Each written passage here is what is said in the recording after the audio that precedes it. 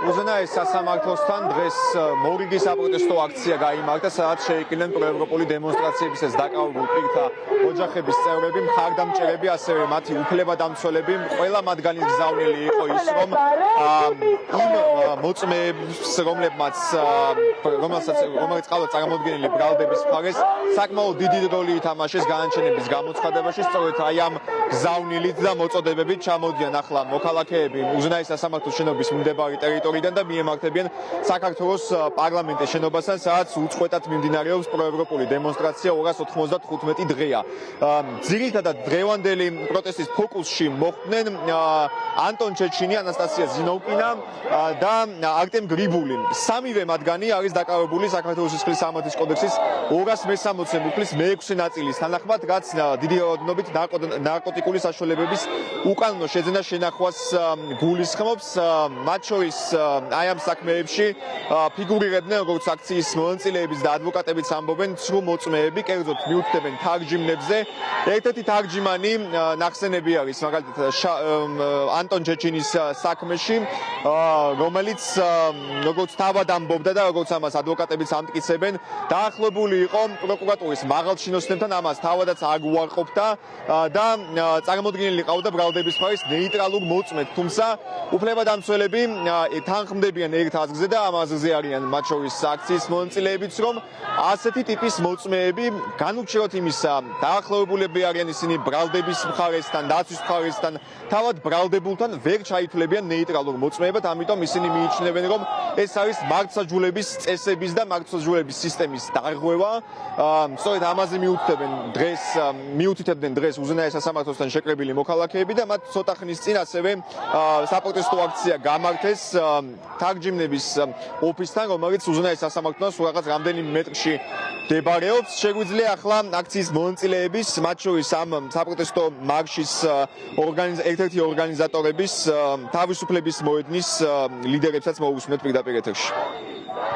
ანტონის არტემის და ანასტასიას შემთხვევა გამონაკლისია ამით, რომ გამოგონილი სრულ მოწმეები ნეიტრალურ, ასე ვთქვათ, მოწმეებად შემოიყვანეს ამ თამაშში, ხო და ბინძურ თამაშში, ხო და აი ჩვენ აქ უზენაეს სასამართლოსთან მივდივართ ზუსტად მათ ოფისთან, რათა გავაპროტესტოთ ეს დღეს, ხო და ეს იყო, ასე ვთქვათ, იგივე кейსი და იგივე საქმე, რაც დანარჩენი ჩადებულთა საქმეები, თუმცა ზუსტად ეგ იყო გადამწყვეტი, რომ პუტინის რეჟიმის გამოქცეული და რეპრესირებული ადამიანები, პუტინის რეჟიმთან გარიგებული აქაური, ასე ვთქვათ, მათი ხელდასხმული აქაური უზურპატორებისგან და სახელმწიფოს მიმტაცებლებისგან უნდა გასამართლებულიყვნენ ჭყალებში უმკაცრესი ზომებით, რადგან გავლენის ქვეშ არიან, რა თქმა უნდა, ეს არის რუსული რეჟიმი. არაფერი არ არის დამალული და ყველაფერს ვიგებთ.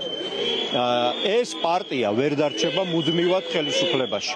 ანუ ხვალაც რომ მორჩეს მთელი პროტესტი, ყველა რომ სახლში წავიდეთ, ესენი მაინც ვერ იქნებიან მუდმივად ხელისუფლებაში. როცა იქნება დაბრუნდება სამართლიანობა და ყველას მიეგება სათანადო პასუხი. არა გადაჭარბებული, არა არა ყველას ვისაც როგორ ეკუთვნის, ისე აგებს პასუხს დამოუკიდებელი სასამართლოს წინაშე. ეს არის ჩემი მოწოდებაც და პირობაც. ყველა მოწმის, ყველა ცრუ მოწმის უпростоრად, ცრუ ბრალდებლის და ყველას მიმართ. ეს პარტია ქართული ოცნება სამუდამოდ ვერ იქნება და პასუხს ყველა აგებს. სამივე პირი, რომელიც ნარკოდანაშაულის ბრალდებით დააკავეს, არის რუსეთის მოქალაქე ანტონ ჩეჩინიც, არტემ გრიბულის და ანასტასია ზინოვკინაც. სამივე მათგანი ღიად უპირისპირდებოდა რუსეთში ვლადიმერ პუტინის ხელისუფლების მმართველობას და სამივე მათგანი საქართველოში მას შემდეგ ჩამოვიდა, რაც კრემლმა დაიწყო სრულმასშტაბიანი ომი უკრაინაში, როგორც თავად ამბობენ, თავიანთი უსაფრთხოების მიზნებისთვის, თუმცა მოგვიანებით ისინი ჩაერთნენ ასევე საქართველოში მიმდინარე საპროტესტო ტალღაშიც, როგორც ეგრეთ წოდებული გამჭვირვალობის კანონის საწინააღმდეგო დემონსტრაციებში, ასევე პროევროპულ დემონსტრაციებში. ისინი მათ შორის ეხმარებოდნენ საქართველოს მოქალაქეებსაც, თუნდაც ფინანსური თვალსაზრისითაც აგროვებდნენ მათთვის თანხებს და ასევე სამედიცინო მომსახურებასაც უწევდნენ მასში, როდესაც აი აქ რუსთაველის გამზირზე საპროტესტო აქციებს არბევდნენ საპოლიციო ძალები. თუმცა მიუხედავად იმისა, რომ მათ ვლადიმერ პუტინის მმართველობას დააღწიეს თავი, საქართველოში ისინი ნარკოდანაშაულის ბრალდებით დააკავეს და მაგალითად არტემ გრიბულის და ანასტასია ზინოვკინას საქმეზე. ეს იყო ბოლო განაჩენი, რომელიც პროევროპული დემონსტრაციებისას დაკავებულთა საქმეებზე გამოცხადდა 12 სექტემბერს. რაც შეეხება დღევანდელ საპროტესტო აქციას, 295 დღეა. ყოველ შემთხვევაში რუსთაველის გამზირის ეს ნაწილი ჭანტურიას ქუჩიდან თავისუფლების მოედნამდე არსებულ საგზაო მონაკვეთში იკეტება. უცვლელი მოთხოვნები აქვთ აქციის მონაწილეებს, გათავისუფლდნენ პროევროპული დემონსტრაციებისას დაკავებული პირები და ასევე დაინიშნოს ახალი საპარლამენტო არჩევნები და კენჭისყრის პროცესი ჩატარდეს სამართლიან გარემოში.